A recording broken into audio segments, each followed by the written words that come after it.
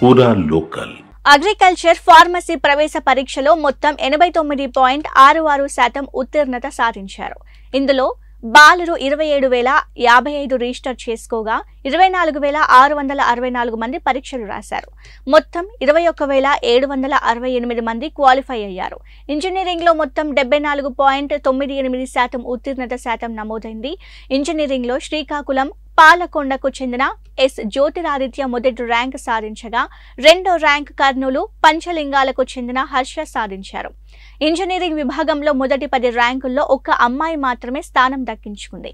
Agriculture ఫార్మసీలో మొదటి rank Praneetha సాధించగా రెండో ర్యాంకు రాధాకృష్ణ సాధించారు. ఇంజనీరింగ్ అగ్రికల్చర్ ఫార్మసీ కోర్సుల్లో ఈఏపీ సెట్ ప్రవేశ పరీక్ష నిర్వహించారు. ఇంజనీరింగ్ స్ట్రీమ్ కు 2,40,618 మంది విద్యార్థులు హాజరు అయ్యారు.